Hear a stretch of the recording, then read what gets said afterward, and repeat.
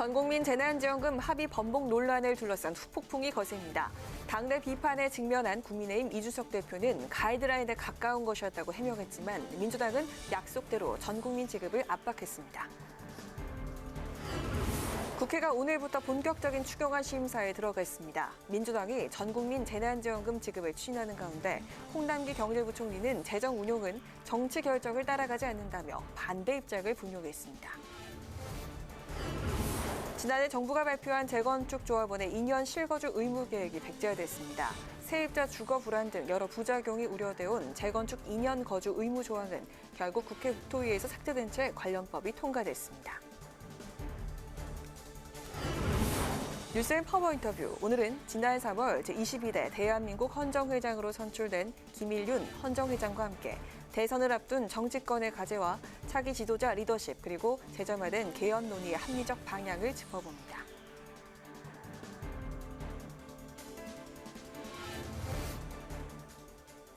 여러분 안녕하십니까? 7월 13일 의정 종합뉴스 뉴스엔 시작하겠습니다. 어제 여야 대표 회동에서 벌어졌던 전국민 재난지원금 지급 합의 번복 논란을 두고 오늘 여야의 공방이 거셌습니다. 더불어민주당은 전국민 재난지원금 지급을 당론으로 확정하고 국민의힘을 향해 여야 대표 간 합의 사항을 존중하고 지키라고 촉구했지만 국민의힘은 애초부터 전국민 재난지원금 지급을 합의한 게 아니라고 주장했습니다. 보도에 박지영 기자입니다. 더불어민주당은 국민의힘 이준석 대표의 전국민 재난지원금 지급 합의 번복 논란을 백분쇼, 귤맛을 잃어버린 탱자에 빗대며 맹공을 퍼부었습니다. 윤호중 원내대표는 여야 대표 간 신입뿐 아니라 재난금 지급 대상에서 대부분 제외되는 2030 청년 세대와의 신의도 저버린 것이라고 비판했습니다. 이준석 대표는 100분 만에 말 뒤집는 100분 대표, 회수를 건너면 귤맛을 잃어버리는 탱자 대표가 되려는 것입니까?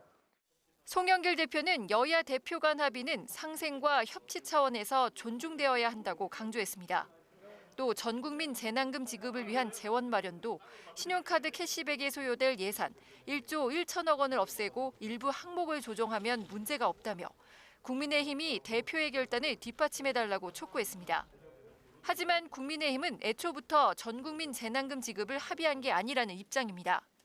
이준석 대표는 어제 여야 대표의 합의는 양당의 정책 담당자와 상의해야 할 부분이 있는 만큼 확정적 합의라기보다 가이드라인에 가까운 것이라고 주장했습니다. 전국민 재난금 지급 번복 논란에 대해선 80% 선별 지급을 위한 행정적 비용을 고려하면 100% 지급과 차이가 크지 않으니 검토할 수 있다고 답변한 것이라고 설명했습니다. 또 회담이라는 것이 저희가 결국 당에서 추인을 받아야 되는 부분이 있는 것이고 무엇보다도 어제 송 대표의 제안 자체도 저는 민주당에서도 또 홍남기 부총리와도 협의가 안 된 사안이다. 저는 이렇게 파악하고 있습니다. 김기현 원내대표도 소상공인과 자영업자를 우선 두텁게 지원하고 남는 재원이 있을 경우 재난금 지원 대상 범위를 전 국민으로 확대하자는 취지였다고 밝혔습니다. 민주당이 전국민 재난금 지급을 추진하고 있지만 여야 이견은 물론 정부도 반대하고 있어 추경안 심사 과정에 상당한 진통이 예상됩니다. 국회 방송 박지영입니다. 국회가 오늘 정부가 제출한 33조 원 규모의 추경안에 대한 각 상임위별 심사에 돌입했습니다. 코로나 4차 대유행으로 추경안 재설계가 필요하다는 지적이 나오는 가운데 재난지원금의 전국민 지급 문제를 두고서는 방금 리포트에서 보신 것처럼 여야가 이견을 보였고 홍남기 경제부총리는 80% 지급 입장을 고수했습니다. 홍혜진 기자가 보도합니다. 코로나 추경안 심사에 착수한 여야가 재난지원금 지급 범위를 놓고 공방을 벌였습니다. 더불어민주당은 소득 하위 80%가 아닌 전국민 지급을 거듭 주장했습니다. 선별 지급으로 불필요한 사회적 갈등을 유발할 이유가 없고 추가 세수로 재정 여력이 충분하다는 점을 그 근거로 들었습니다. 2조 채무를 조기에 상환하겠다는 것을 꼭 이 어려운 상황에서 지금 해야 되는 거냐, 이 얘기가 당연히 나올 수밖에 없어요. 그러니까 국가가 쓸 수 있는 것을 안 쓰면 결국 국민이 빚을 져야 되는 이 상황이기 때문에. 반면 국민의힘은 코로나 방역 강화로 더 큰 피해를 입은 소상공인과 자영업자, 취약계층을 더 두텁게 지원해야 한다고 강조했습니다. 이 70%, 80%가 아니라 50% 이내로 하고 소상공인들이 아닌 피해를 직접 본 이런 사람들한테 지급을 하는 그런 방향을 뭔가 정책 방향을 정했어야. 세수와 관련해선 향후 추가로 늘어날 가능성이 없고 방역 강화에 따른 변수 등에 대비해야 한다며 재정 지출 확대를 경계했습니다. 홍남기 경제부총리는 재난지원금 선별 지급 방침을 고수했고 추가 세수는 당초 예상한 31조 원에서 더 늘어날 가능성이 없다고 선을 그었습니다.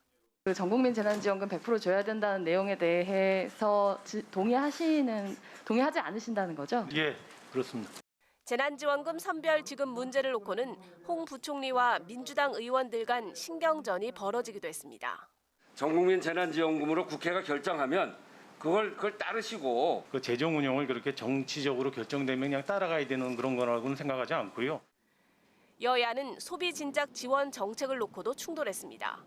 민주당은 방역에 피해를 주지 않는 선에서 소비 진작은 필요하다고 주장했지만 국민의힘은 코로나 4차 대유행 상황에서 소비 진작 지원은 앞뒤가 맞지 않는다며 신용카드 캐시백 지원 등의 전면 재검토를 촉구했습니다. 국회방송 홍혜진입니다. 국회 국토교통위원회가 재건축 2년 실거주 의무 조항을 삭제한 도시주거환경정비법을 의결했습니다. 재건축 단지 투기 수요 차단을 위해서 정부 여당이 6.17 대책을 추진한 지 1년 만입니다. 보도에 강민지 기자입니다. 국회 국토위가 재건축 단지 조합원이 분양권을 얻기 위해선 2년간 실거주하도록 한 규제 조항을 뺀 도시주거 환경정비법 개정안을 통과시켰습니다. 정부가 재건축 단지 투기 수요를 잡겠다며 지난 6.17 대책 규제 방안을 발표한 지 1년 만입니다. 국민의힘에서 재산권을 침해하는 것은 물론 전세 시장을 불안하게 만든다고 반대하면서 삭제한 겁니다. 집주인이 실거주 목적으로 들어올 경우 계약갱신 청구권도 적용되지 않아 세입자는 내몰릴 수밖에 없는 겁니다. 국토부도 법안이 1년 이상 계류되면서 전세 시장이 불안해지는 등 부작용이 나타나고 있다며 조항 삭제에 찬성했습니다. 대신 투기 지정구역을 확대하고 투기 혐의가 있으면 지자체와 공조하는 방식으로 부동산 투기 수요를 차단할 수 있다고 설명했습니다. 더불어민주당은 이미 예고한 정책을 번복한다면 정책 일관성이 떨어진다고 우려하며 보완 입법을 예고했습니다. 투기 자금 유입 방지보다 세입자 주거 불안 요소가 더 커질 수 있는 만큼 다른 보완책을 통해 투기를 방지하겠다는 방침입니다. 여야는 또 재건축 사전 단계인 안전진단의 소행기관을 시장군수가 아닌 시도지사가 정하도록 하는 조항 역시 삭제하기로 하면서 안전진단 규제도 폐지했습니다. 국회방송 강민지입니다. 오는 9월 가상자산 거래소 신고제 시행과 내년 세금 부과를 앞두고 가상자산 관련 입법 논의가 시작됐습니다. 블록체인 산업 육성과 투자자 보호를 위해서 제도화가 필요하다는 건데 은성수 금융위원장은 자금 세탁으로 악용될 소지가 있어 종합적인 검토가 필요하다며 신중한 입장을 밝혔습니다. 김희연 기자의 보도입니다. 국회 정무위원회가 가상자산법을 상정하고 본격적인 입법 논의에 착수했습니다. 야당은 투자자 보호와 같은 제도가 마련되지 않은 상황에서 오는 9월 가상자산 거래소 신고제가 시행되는 건 바람직하지 않다고 지적했습니다. 가상자산 거래소는 오는 9월 24일까지 특검법에 따라 정보보호 관리체계 인증과 실명 계좌 등의 조건을 갖춰 금융정보 분석원에 신고를 마쳐야 영업이 가능합니다. 그러니까 정책 파악은 하고 계시면서 또 거래소는 또 거래소대로 인허가 작업을 한다. 1년 6개월 동안에 시간을 두고 거래소를 등록해라 이렇게 했기 때문에 서둘러서 하는 건 아니고 법에 또 등록제나 인허가제가 도입되면 업비트와 빗썸과 같은 국내 유명 4대 거래소만 살아남아 독과점 구조가 될 수 있다는 우려도 제기됐습니다. 이 평가 기준은 조금 관대해질 필요가 있고 그리고 보호는 좀 두텁게 하고 이 과정을 금융당국이 정부가 놓치지 않아야 된다고 생각합니다. 그래서 특검법을 입장에서 주장하는 금융위와 산업적 측면을 주장할 수 있는 과기부나 이런 쪽의 의견을 듣고 균형 있게 접근해야 된다라는 말씀을 드리는 겁니다. 이 밖에 은 위원장은 바이낸스와 같은 해외 거래소가 내국인을 상대로 영업 행위를 한다면 특검법에 따라 가상자산 사업자 신고 대상이라고 밝혔습니다. 그러면서 이 같은 내용을 각 해외 거래소에 알릴 계획이고 해외 거래소를 이용하는 국민이 피해보지 않도록 조치를 취하겠다고 덧붙였습니다. 은 위원장은 국무총리실에서 별도의 정부안 마련을 위해 산업 육성과 투자자 보호, 자금 세탁 방지를 위한 규제까지 종합적으로 검토 중이라고 말했습니다. 다만 현재 시장에 거래되고 있는 578개의 가상자산을 분석하는 기초검토 단계에 있고 정부 의견이 조율되더라도 사회적 공론화 과정이 필요하다고 강조했습니다. 국회 방송 김희연입니다. 양승조 충남지사와 최문순 강원지사는 최근 민주당 대선 예비 경선에서 탈락했는데 정세균, 이낙연 후보 등 유력 주자들이 러브콜을 보내면서 합종 연행 움직임이 가시화되고 있습니다. 한편 야권의 유력 대선 주자인 윤석열 전 검찰총장과 최재형 전 감사원장의 국민의힘 합류 시점에 이목이 쏠리고 있습니다. 김세정 기자가 보도합니다. 민주당 대선 레이스의 새로운 움직임은 합종 연행입니다. 대선 본경선에 진출한 후보들은 예비 경선에서 탈락한 양승조 충남지사와 최문순 강원지사에게 러브콜을 보내고 있습니다.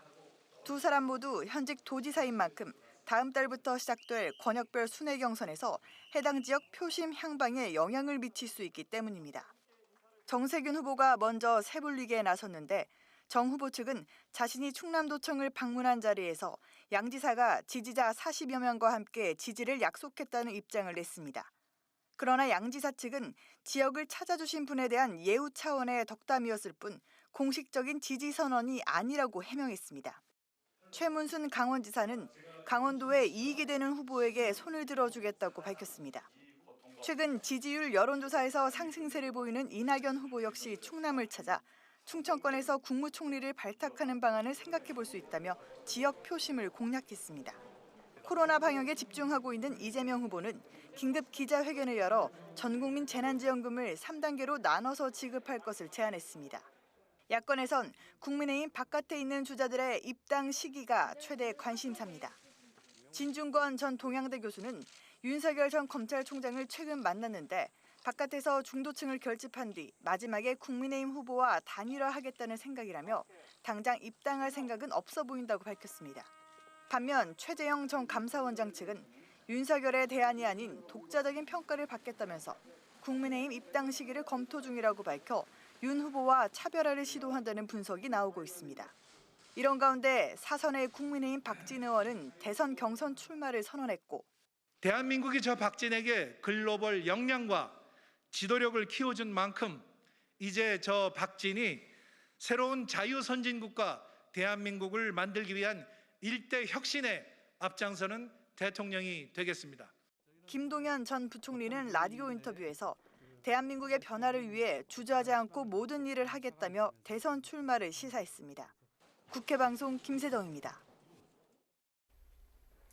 성추행 혐의로 구속영장이 청구된 양양자 의원의 전 보좌진이 정치자금법 위반 혐의로 추가 입건됐습니다.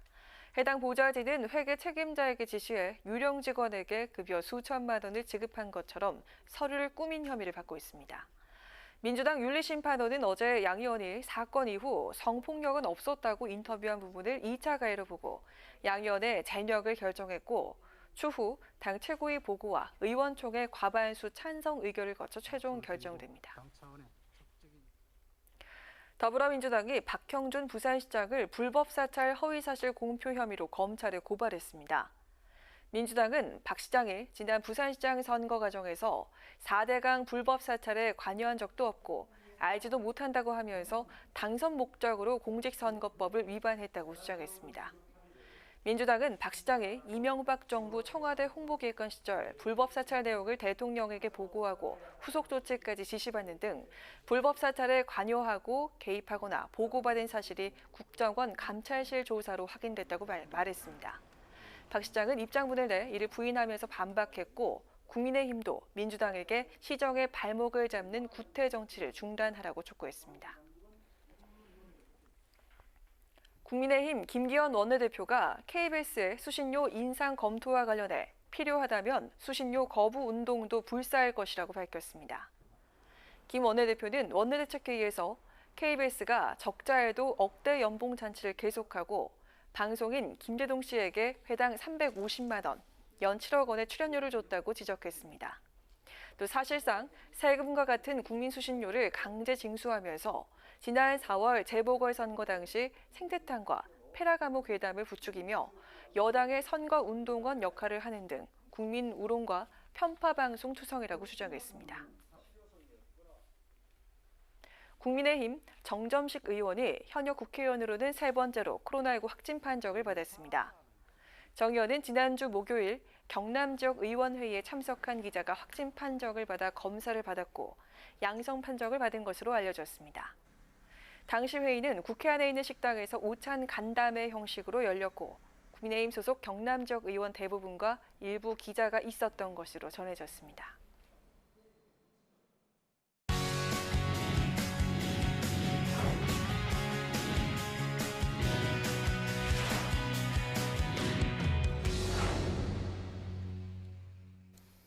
네, 오늘 이슈 분석 김동길 기자와 함께합니다. 김 기자, 어서 오세요. 네.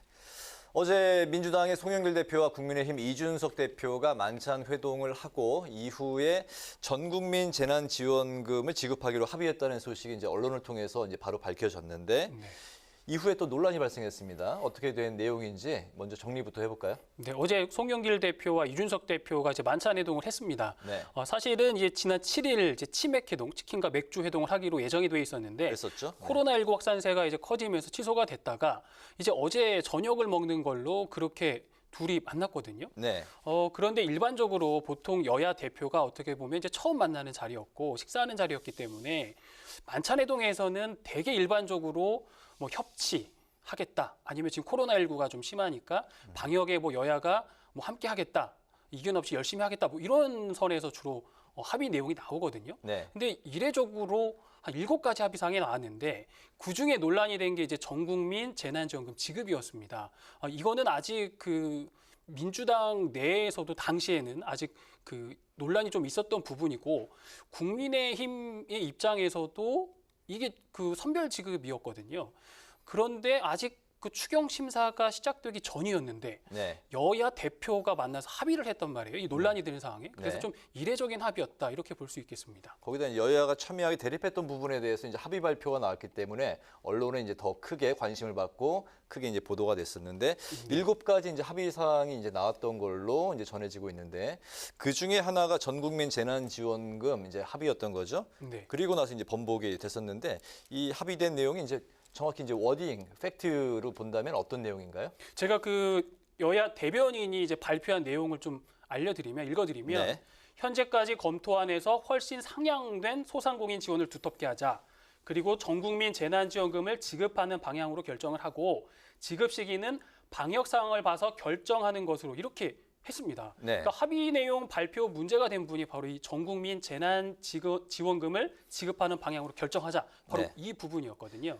그 지급하는 방향으로 결정했다. 이게 이제 정확한 워딩, 네, 그 그렇죠. 팩트인 거죠. 그러니까 사실상 보면은 이제 뭐 합의가 됐다 이렇게 보는 게 어떻게 보면 맞죠. 이제 그렇게 하기로 결정을 한 거니까요. 결정을 하기로 했다고 이제 발표를 한 거니까 이제 네. 대변인의 입을 통해서.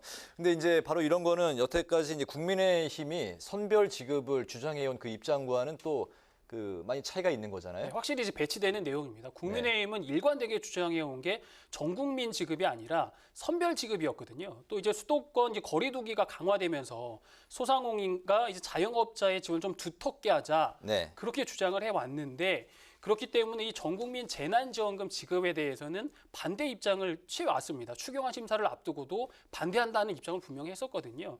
이러다 보니까 이게 당내에서 이제 논란이 된 건데 이 대표 어젯밤에 김기현 원내대표와 김도읍 정책위 의장과 이제 긴급 회의를 열었습니다. 그래서 대변인 입장문이 나왔어요. 일반적으로 이렇게 늦은 시간에는 이게 문자들이 잘 안 오는데 네. 어제 국민의힘 황보승희 수석 대변인이 밤 9시 30분이 넘은 시간에 기자들에게 이 문제에 대한 입장을 문자로 보냈는데요. 내용을 보면 손실을 입은 소상공인 자영업자의 대상과 보상 범위를 넓히고 두텁게 충분히 지원하는 데 추경 재원을 활용하고 또 만약 남는 재원이 있을 시에 재난지원금 지급 대상 범위를 소득 하위 80%에서 전 국민으로 확대하는 것까지 포함해서 검토하자라는 것이 이렇게 설명이 왔습니다. 네.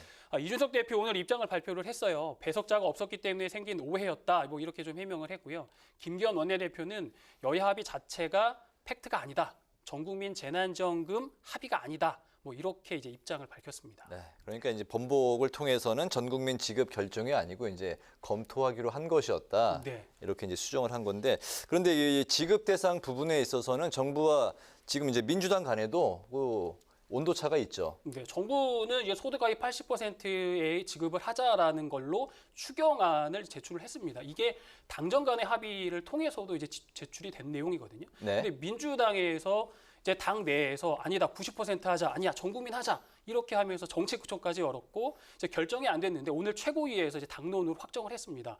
100% 전 국민에게 지급을 하자는 내용이 이제 당론으로 채택이 됐거든요. 이제 전 국민 지급 이제 확정으로 민주당은 그렇게 이제 당론을 정했군요. 네, 오늘 정해졌는데 네. 왜냐하면 내일부터 추경 심사가 시작이 되거든요. 정했는데 일단은 정부도 그럼 거기에 동의하느냐. 근데 입장차가 있습니다. 오늘 그 홍남기 경제부총리가 기재위 회의에 나왔는데 아니다. 80%를 지급하는 게 정부의 생각이다라고 분명한 입장을 밝혔고요. 또 여기에 대해서 재정 운영은 정치가 따라가는 게 아니다. 뭐 이렇게 입장을 밝혀서 홍남기 경제부총리는 반대한다는 입장을 지금 계속 갖고 있고 민주당은 100% 전 국민 재난지원금을 지급하겠다라고 해서 당정 간에도 일단 이견이 있기 때문에 추경안 심사 과정에서 아마 조금 조정이 되지 않을까 이제 그렇게 생각이 됩니다. 여야 간에 뭐 결정을 하더라도 또 이 정부와의 또 의견 조율이 또 남아 있는 부분이군요. 네. 국민의힘 이제 그 번복에 대한 그 민주당 입장은 어떤 건가요? 민주당은 두 당 대표 간에 합의한 내용이기 때문에 이거는 맞다. 합의가 한 것이 맞기 때문에 네. 이행해라. 아까 국민의힘도 100% 전 국민 지급에 찬성을 해라. 이런 입장이거든요. 송 대표도 오늘 입장을 밝혔는데 야당은 물론 여당 및 정부에서도 이제 반발이 있거나 있을 것으로 예상이 됐다. 그런데 여야 대표 간 합의는 상생과 협치 차원에서 존중돼야 하기 때문에 국민의힘은 이 대표의 결단을 뒷받침해 주길 바란다고 밝혔고요. 윤호중 원내대표 같은 경우는 좀 더 직설적으로 좀 비판을 했는데 100분 만에 말을 뒤집는 100분 대표다 이렇게 표현하기도 했습니다. 그런데 좀 여기서 좀 짚어봐야 할 것이요. 이준석 대표는 당내에서 바로 논란이 일었습니다. 네. 그런데 민주당 같은 경우는 찬반이 존재하는 상황에서 대표가 당내에 결정이 되지 않은 상황에서 합의를 했거든요. 여야 전 국민 지급하자고 여야 네. 대표 간에. 근데 민주당 같은 경우는 큰 반대가 없었습니다. 논란이 없었다는 점. 뭐 그런 점에서 보면 아무래도 이 대표 간의 무게감의 차이가 있었던 게 아닌가 이제 그런 시각으로도 좀 볼 수 있겠습니다. 네, 그리고 이제 당내 흘러가는 뭐 이제 기류의 차이도 좀 있었던 것 같은데 어쨌든 이준석 대표는 최근에 또 여가부와 통일부 폐지 발언을 했는데 그게 또 당내에 또 반발도 있어서 네. 이번 논란에 이제 그 또 번복의 이 논란 때문에 아무튼 그 리더십에 타격이 있을 수밖에 없겠네요. 네, 있을 것 같습니다. 이제 흠집이 났다라고 보여지는데요. 네. 왜냐하면 이제 대표의 첫 합의였고요. 또 근데 이게 당내의 반발로 이제 번복이 됐거든요. 민감한 쟁점 사안에 대해서 당내 그 논의 과정이 없었던 게 조금 아쉬운 부분이고요.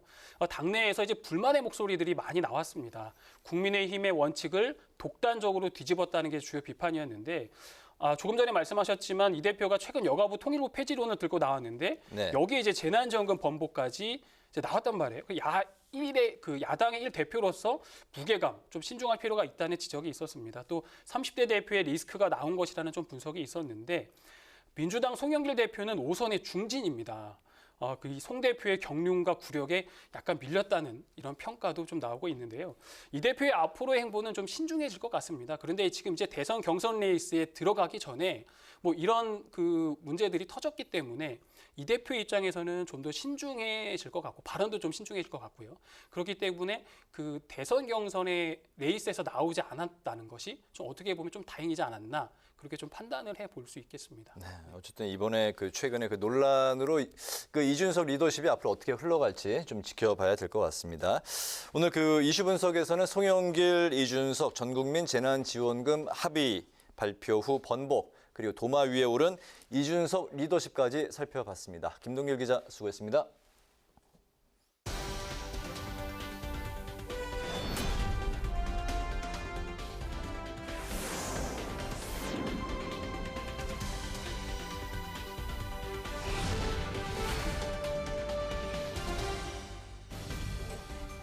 강한하게 정치톡 시간입니다. 7월 13일 시선을 집중시킨 정치 뉴스 만나보시죠. 자, 오늘의 첫 번째 정치톡은 업무 방해죄 대 돌팔이 변호사입니다. 최근 국민의힘 김재원 최고위원이 민주당의 대선 경선 선거인단으로 참여하고 지지층에게도 공개적으로 동료를 하면서 역선택을 둘러싼 여야 공방이 계속되고 있죠. 민주당은 명백한 경선 개입이자 악의적인 정치 선동이라면서 강력 반발하고 있는 반면 국민의힘은 그러한 역선택이 불법은 아니라고 반박을 했습니다. 하지만 여당의 유력 주자인 이재명 후보는 김 최고위원의 행위가 범죄 행위에 해당된다면서 강도 높게 비판했습니다. 직접 들어보시죠. 경쟁력이 떨어지는 후보를 역으로 선택해서 그 사람을 후보로 뽑히게 하겠다는 것은 정치 도의에도 어긋나는 일이긴 하지만 더 심하게 말씀드리면 사실 형사법상의 업무방해죄에 해당될 수 있습니다. 세계 어느 나라에도 경쟁하는 정당의 상대 지휘부가 저쪽 정당의 약한 후보를 찍어라 이렇게 하는 경우는 없었지요. 처음 봅니다. 상대 정당의 유력 후보를 떨어뜨리기 위한 역선택 종용은 형사법상 업무방해죄에 해당될 수 있다. 이렇게 지적을 했습니다. 형법 제314조에 해당하는 업무방해죄는요. 허위사실을 유포하거나 위계 또는 위력으로써 사람의 업무를 방해하는 범죄를 가리킵니다. 이에 대해 김 최고위원은 오늘 이 후보가 법을 제대로 모르는 게 아니냐라면서 돌팔이 변호사라는 직격탄을 날렸습니다. 위계라고 하는 것은 거짓말한 거죠. 속여서 몰래 속여서 잘못되게 하는 것. 또 위력은 힘을 가해서. 그렇죠. 근데 저기 속이는 건 뭐 있습니까? 인원수를 늘리기 위해서 신청해달라고 해서 신청해줬잖아요. 업무를 도와준 것이지 어떻게 업무를 방해했나요? 업무방해죄에 해당된다고 하는 걸 보고 이재명 지사가 이 변호사로서 법을 모르는 돌팔이 변호사구나 그런 생각을 했어요. 선거 과정에서 역선택이 문제로 떠오른 건 이번이 처음이 아닙니다. 한때 이를 방지하기 위한 안심번호제가 도입되기도 했지만 역선택을 완전히 예방할 수는 없었는데요. 이번 논란이 실제로 법적 공방으로까지 이어질지 아니면 새로운 대응책 모색으로 이어질진 좀 더 지켜봐야겠습니다. 이어서 오늘의 두 번째 정치톡은 자해정치입니다. 어제 오늘 정치권을 들썩이게 하고 있는 또 하나의 이슈, 바로 여야 대표의 재난지원금 합의를 둘러싼 논란입니다. 특히 국민의힘 이준석 대표가 상당히 난처한 상황에 직면했는데요. 당내 반발로 당초 합의했다고 발표한 내용은 번복했지만 당 안팎의 비판과 반발은 계속되고 있습니다. 그중에서도 당내 비판에 선봉에 선 인물, 바로 당내 대선 주자 중 한 명인 윤희숙 의원입니다. 윤 의원은 어제 여야 합의 소식이 전해진 직후에 페이스북을 통해서 민주적 당 운영을 약속해놓고 당의 철학까지 마음대로 뒤집는 제왕이 되려 하냐면서 이 대표를 향해서 강력하게 반발했습니다. 오늘도 전 국민 돈풀이기 게임에 이 대표가 동조한 것이라면서 국민들을 설득할 수 있는 가장 날카로운 무기를 망가뜨렸다고 공세를 이어갔습니다. 특히 이 과정에서 윤 의원은 이 대표를 비난하는 내용의 이준사기라는 댓글에 좋아요를 누르면서 공감을 나타내서 눈길을 끌었는데요. 한편 윤 의원의 이 같은 비판 공세에 제동을 걸고 나선 인물이 있습니다. 바로 지난 전당대회 과정에서 이준석계를 자초했던 하태경 의원인데요. 하 의원은 오늘 페이스북을 통해서 여야 당대표 간에 실제 합의된 내용까지 왜곡하면서 침소봉대해서 내부 공격을 가하는 것은 자해정치라고 일침을 놓았습니다. 이어 하 의원은 일각에서 오해하고 있는 국민 100% 재난지원금 제공은 합의사항이 아니었다라고 강조했는데요. 이준석 대표도 오늘 한 라디오 방송에 출연해서 대변인 전달 과정에 부족한 점이 있었다면서 당시 상황을 설명했습니다. 어제부터 방역수칙이 강화되면서 저랑 송 대표님이 식사를 하고 저희가 얘기한 내용을 옆방에서 같이 식사하고 계시던 대변인들한테 저희가 스피커폰으로 전달했습니다. 그러다 보니까 어떤 고민들이 있었는지까지는 전달하기 어려웠던 것이 아닌가. 전 국민 재난지원금 합의 요거만 이제 나가가지고 아마 그게 좀 여론이 좀 굉장히 강하게 반응한 것이 아닌가 싶습니다. 여야 대표 간의 확정적 합의보단 가이드라인에 가까운 것이었는데 당시 옆방에 있던 대변인들에게 전달하는 과정에서 충분한 설명이 되지 못했다는 게 이 대표 입장입니다. 하지만 윤 의원뿐 아니라 당내 다른 대선 주자들의 반발도 계속되는 상황인데요. 과연 이 대표는 이번 논란을 돌파할 수 있을까요? 지금까지 강아랑의 정치톡이었습니다.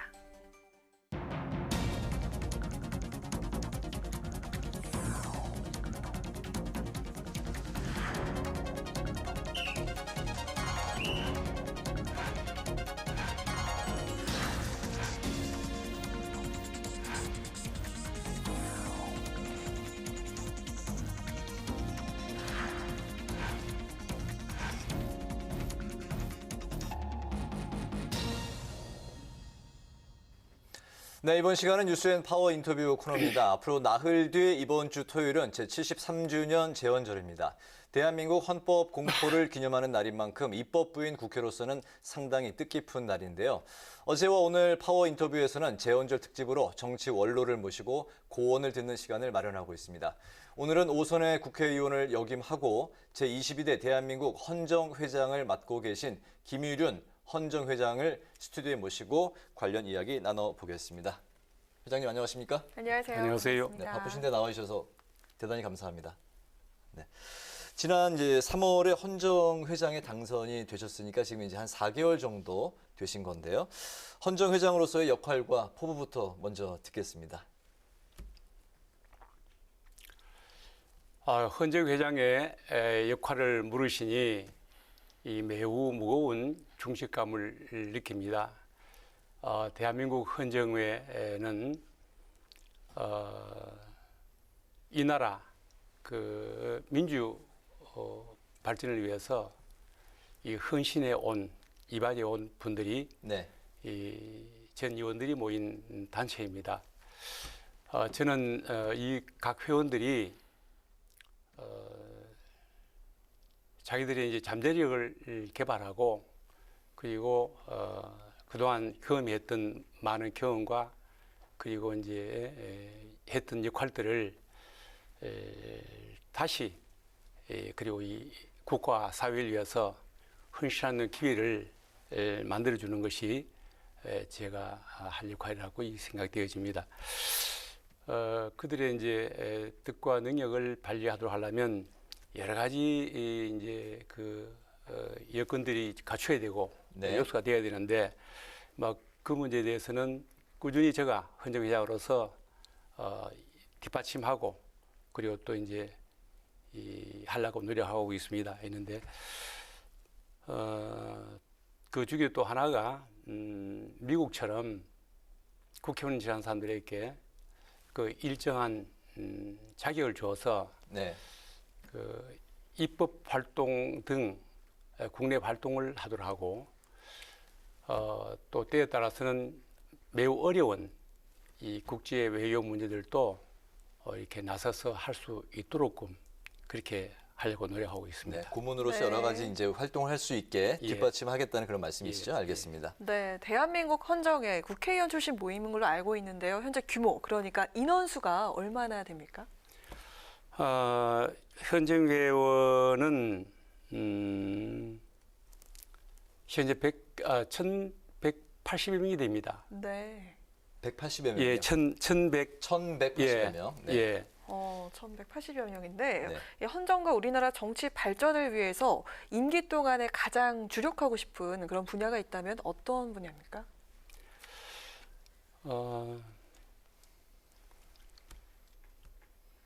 계획과 구상을 좀 들어보겠습니다. 어떤 일을 가장 하고 싶으신 건가요?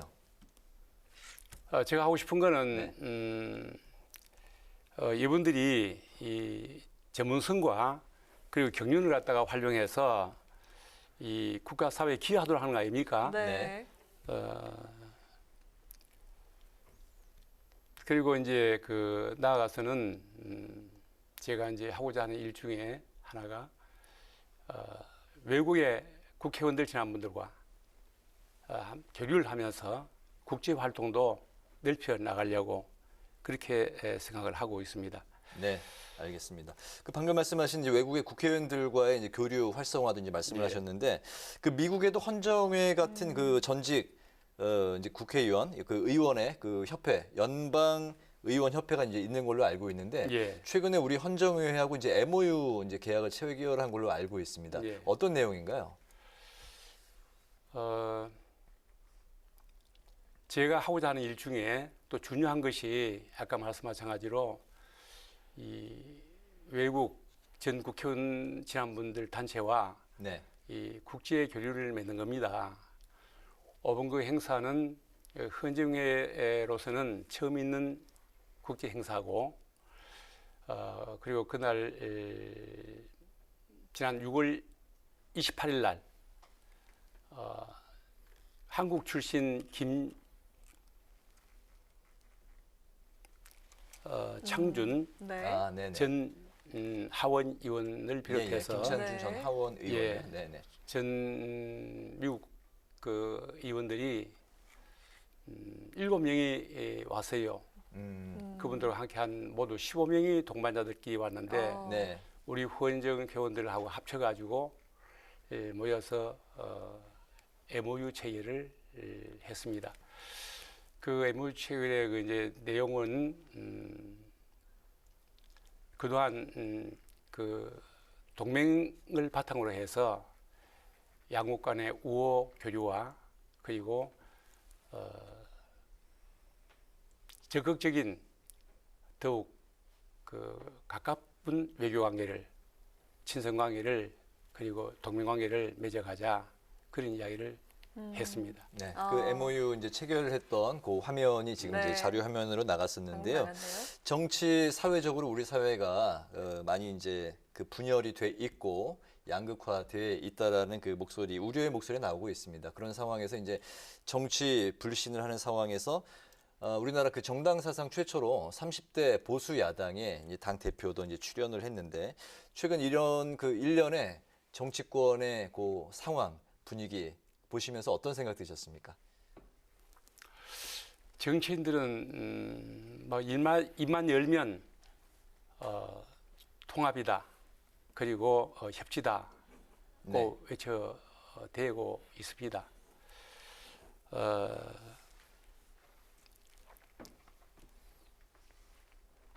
그 대통령께서도 이 취임 초에 국민 통합을 위해서 자기를 반대한 사람도 함께 가겠다고 말씀을 했어요. 그러나 아직 뭐 잘 제대로 실행은 안 되고 있습니다만은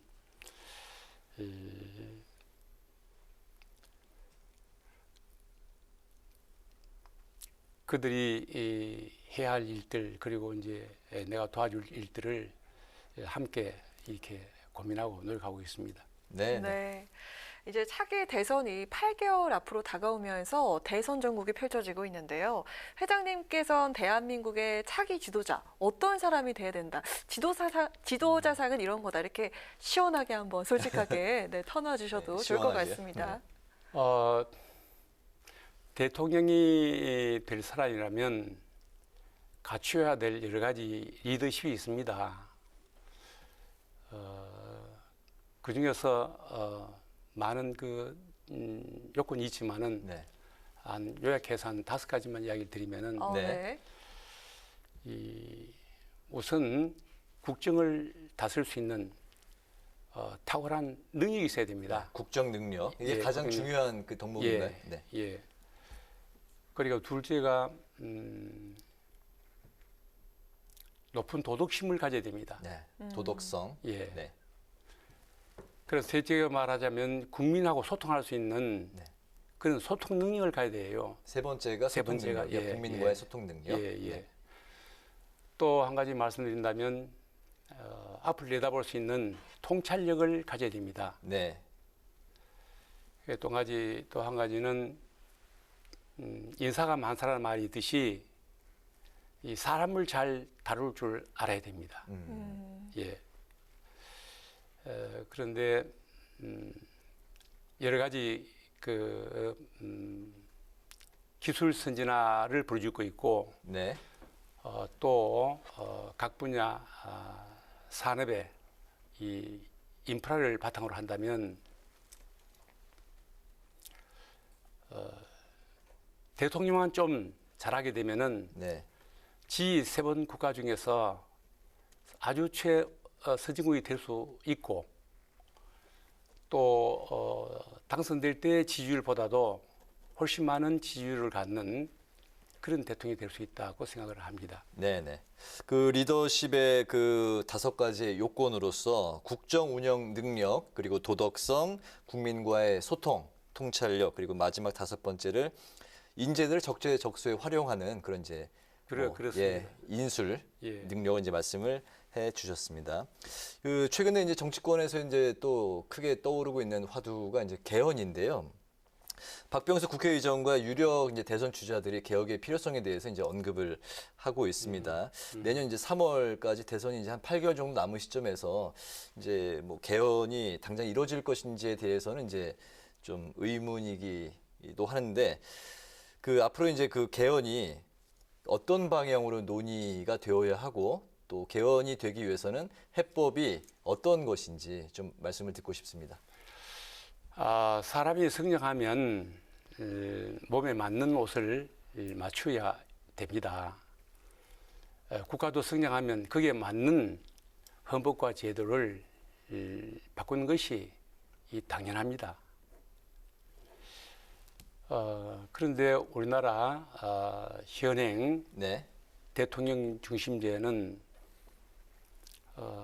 모든 엄청난 그 권력이 모두 대통령에게 집중되고 있다 보니까 이 권력의 남용으로 인해서 상권 분립이 거의 망가지고 그리고 또 역대 대통령들도 많은 불운을 겪었습니다. 예를 들어서 87년도 개헌 이후에 7분의 대통령이 계셨는데 4분은 모두 구속을 당하고 또 한 분은 또 불운으로 세상을 떠났고 2분은 현직에서 아들들이 또 구속되는 이런 그 현상이 있었어요. 이거는 모두 다 제왕적 권력의 대통령이 있기 때문에 그렇습니다. 그래서 이런 문제를 해법을 해결하기 위해서 국회에서도 여러 차례 이 개헌 논의를 토론을 했고 우리 헌정에서도 몇 차례 논의한 바 있습니다. 아마도 이 개헌을 하기 위해서는 우리 헌정에도 일정한 역할을 하면서 이걸 지켜보면서 잘 할 수 있도록 감독이라기보다도 지켜보면서 이렇게 진행해야 될 개헌 문제가 아닌가 봐집니다. 알겠습니다. 이제 아까 그 말씀하시다가 이제 국민 통합을 이제 말씀을 하셨었는데 지난 5월에 이제 회장님께서는 문재인 대통령에게 이명박 박근혜 그 두 전직 대통령 그리고 이제 이재용 삼성전자 부회장의 사면을 건의했던 걸로 그렇게 이제 전해졌습니다. 건의하셨던 그 이유, 사면이 왜 필요하다고 보시는지 그리고 그 문재인 대통령한테서 그 답변은 있었는지 궁금합니다. 국민 통합과 국익을 위해서 제가 대통령께 3번의 사면을 건의를 했습니다. 세 사람을 풀어주고 미국 가서 바이든 대통령을 만나는 게 좋겠다고 했는데 뭐 나중에 보니 그냥 가시더군요. 그런데 대통령도 취임 때 이 2번은 또 고령이고 건강도 좋지 않기 때문에 안타깝다고 하면서도 국민 어떤 그 동의가 필요하지 않느냐 이런 그 국민적 동의가 필요하다. 공감대가 필요하다고. 공감대가 필요하지 않느냐 예언을 남겼습니다. 그런데 제가 보기에 이 3분의 그 사면은 국민의 눈치만 보고 있을 일이 아니라고 봐집니다. 전에 그 전두환 대통령과 노태우 대통령 2분이 사면시이고 그리고 또 청와대까지 모셨던 김영삼 대통령, 김대중 2 대통령도 이 국민의 반발을 무릅쓰고도 사면을 했거든요. 또 넬슨 만델라 남아공 대통령도 자기를 이렇게 감옥에 넣었던 그 정적들을 모두 다 풀어주면서 용서가 미래다. 용서가 없으면 미래가 없다. 이렇게 이야기를 했습니다. 저는 국익을 생각해서 그리고 현재 보면은 삼성전자가 세계 시장을 잡고 있기 때문에 있고 또 하나는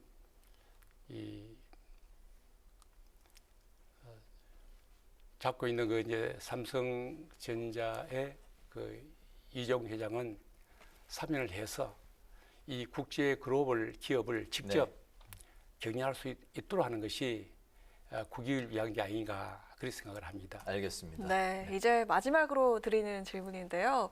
오랜 시간 동안 우리 국회 또 우리 정치가 이 갈등과 분열을 겪으면서 국민들에게 좀 비판을 받아오고 있는 게 사실인데요. 다시 국민들에게 신뢰를 얻으려면 어떻게 해야 할까? 우리 후배 정치인들이 방송을 보고 있는데 한 말씀 부탁드리겠습니다. 그런데 현재 국민들은 현 정치 상황을 보고 아주 실망이 아니라 분노를 하고 있지 않습니까? 그런 이 현실들을 후배 국회의원들이 제대로 파악하고 그렇게 해야 된다고 봐집니다. 네. 예를 들어 근본에 하도 그 수가 많은 여당은 또 수가 적은 야당은 협치를 하겠다고 말을 했어요. 국민들에게. 네. 그렇게 하고도 다수당은 독주를 하고 소수당은 이렇게 장외 투쟁만 벌리겠다고 하니 이 국민들에게 실망만 더욱더 가중시키는 겁니다. 뭐 이와 같은 현상은 이 국익과 국민의 이익보다는 뭐 사익이나 자기가 소속되어 있는 집단의 이익을 우선하기 때문인데요. 구태의연하게 사업만 하고 있는 이 정치권에 뭐 실망이라 하기보다도 이제 완전히 분노를 해가지고서 어분 정치 이변이 벌어지지 않았습니까? 아까 말씀한 것 같이 30대 이 국회의원을 한 번도 하지 않은 사람이 정통 제1야당의 이 당수로 당대표로 선출됐다고 하는 것은 어떤 의미에서 보면 국회를 해산하고 모두 돌아가거라 이런 뜻이 아닌가. 국민들은 그런 뜻으로 그런 게 아니냐. 네. 어머니 정치 파동의 그 본인 의미를 잘 판단해서 그리고 앞으로 해나가야 되지 않겠나 그렇게 생각을 합니다. 알겠습니다. 임기가 언제까지이신가요? 임기는 내년도까지죠. 네네. 예. 이제 1년 한 이제 6개월 정도, 예. 1년 반 정도 남으셨는데 아까 말씀하신 대로 헌정 회장으로서의 앞으로 이제 우리 정치 발전을 위해서 그 역할을 다 해주시기를 기대하겠습니다. 예, 감사합니다. 저로서는 몇 가지 그 구체적으로 좀 해야 되겠다고 마음먹고 있습니다. 네. 예를 들어서 뭐 외국 국회의원들하고 이제 국제 교류하는 거 하고 네. 또 하나는 회원 건립을 지으라고들 이렇게 아우성을 칩니다. 네. 그런 문제. 또 이제 회원들의 그 추모 공원을 조성해라. 또 하나는 회원의 복지를 위해서 영유복을 만들어라.